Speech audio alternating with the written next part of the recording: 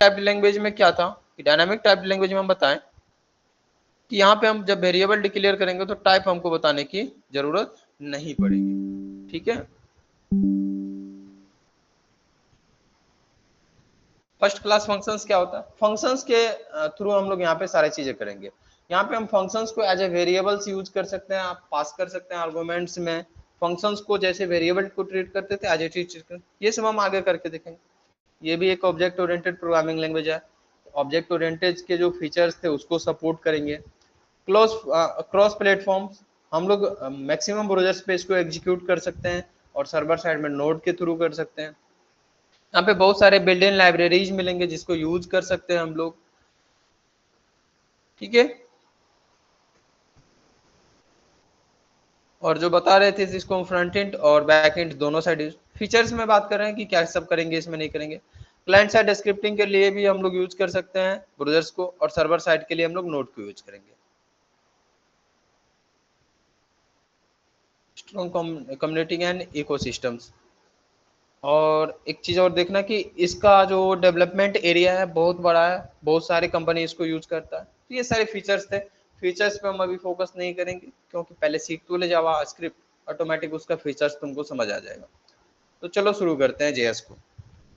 अब अगर हम जेएस के कोड को अपने एचटीएमएल के साथ लिंक करना चाहते हैं तो मुझे पता है कि पहला पेज जो रन करेंगे हम लोग तो एचटीएमएल का पेज ही होगा। एक एचटीएमएल का पेज यहाँ पे बनाए, डिफॉल्ट कोड जनरेट की, और हम लोग यहाँ पे एक मैसेज दे दिए वेलकम टू जेएस या जावास्क्रिप्ट।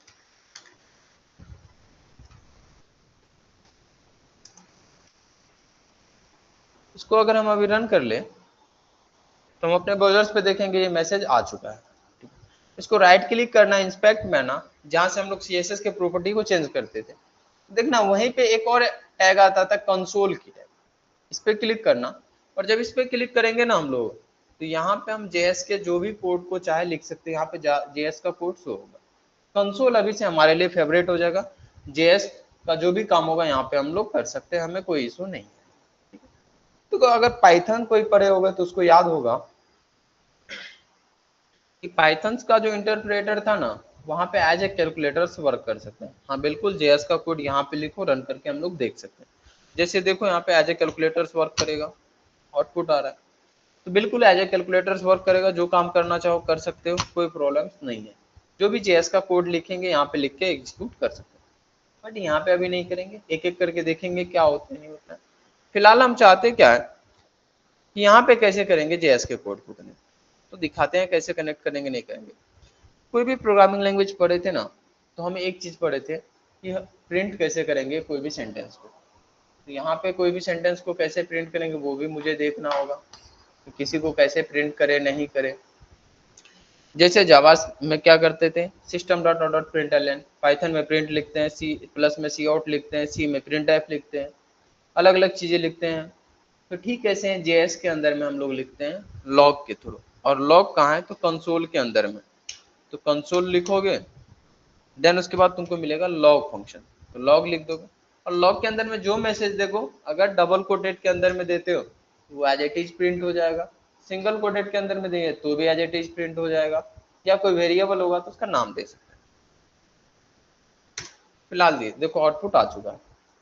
तो यहाँ पे हम जेएस का जो भी कोड है लिख सकते हैं, कभी कभी थोड़ा छोटा कोड होगा तो यहाँ पे लिख के काम कर लेंगे, बट हम क्या चाहेंगे यहाँ पे नहीं लिखे अभी, हम चाहते हैं वहाँ पे अपने बीएस कोड में लिखे और यहाँ पे शो हो जाए। तो देखो जैसे सीएसएस में क्या था कि सीएसएस एक अलग फाइल बना के हम लोग लिखे थे, यानी तो सेम फाइल पे भी लिखे थे। ठीक है, ऐसे ही यहाँ पे भी जेएस को भी एचटीएमएल के साथ कनेक्ट करने के लिए, जैसे सीएसएस को एचटीएमएल के साथ कनेक्ट करने के लिए हमारे पास तीन तरीके थे। There are three way to connect CSS code into HTML code, as it is there are three way to connect JS code into HTML code. Same ये इंटरनल जेएस, एक्सटर्नल और इनलाइन, वहां पे भी था इंटरनल सीएसएस, एक्सटर्नल सीएसएस